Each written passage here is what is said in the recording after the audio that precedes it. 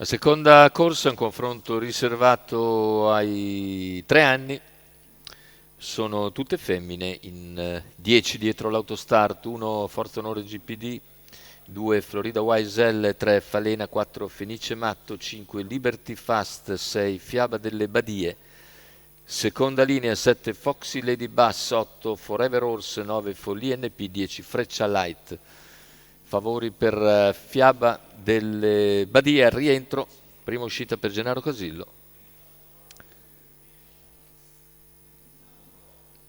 Macchina intanto che si appresta a lanciare i concorrenti, le concorrenti partiti in questo momento con la velocità di Falena che va in breve a condurre, all'esterno è svelta anche Fiaba delle Badie che in poche battute Numero 7, Foxy Lady Bass, cerca di squalificato. portarsi sulla testa ma subisce l'anticipo di Liberty Fast. Lungo la corda va invece Forza Onore GPD, intanto i primi 200 in 15, insiste in terza corsia Fiaba delle Badie, supera Follia NP e passa a condurre in meno di 400 metri o in poco più di 400 metri, comunque il parziale in 34 per Fiaba delle Badie che ha dovuto spendere per sfilare e ora è comunque davanti. Falena in seconda posizione, si è accodato in terza Follia NP, mentre più indietro cerca di avanzare anche Freccia Light.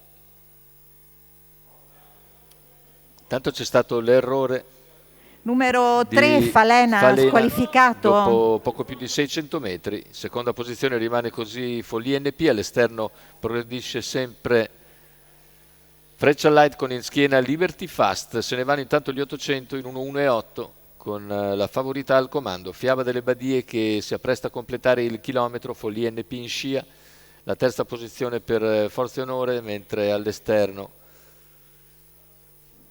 Freccia Light non riesce a progredire più di tanto. Dopo il primo chilometro in 1:17:8 c'è ora il tentativo di Liberty Fast. Quando siamo a 400 dal palo, Liberty Fast si profila all'esterno della battistrada. Quando siamo a metà della curva conclusiva, allunga però Fiaba delle Badie, seconda posizione in corda per Follia NP, Numero all'esterno è 10, sempre Freccia Liberty Light, Fast, più indietro Forza e squalificato. Onore. Completamento della curva conclusiva, ingresso in retta d'arrivo con Fiaba delle Badie largamente in vantaggio, aumenta ancora il proprio margine sulle rivali e viene a concludere per la prima vittoria in carriera, prima uscita per Gennaro Casillo, Antonio Di Nardo in sediolo, secondo posto per Liberty Fast che sul palo ha ragione di Follia NP, 1:16:8 il ragguaglio conclusivo, 29:9 a chiudere. Ottima impressione per Fiaba delle Badie che dopo le 3 rotture che ne hanno caratterizzato l'inizio carriera ora rientrava da dicembre e in questa prima uscita per Gennaro Casillo viene a vincere in maniera davvero molto molto convincente, facendo anche un tempo interessante, 29:9 a chiudere. Secondo posto per Liberty Fast, terzo per Follia NP. Vince la favorita Fiaba delle Badie, Antonio Di Nardo, Gennaro Casillo, Scuderia Le Badie.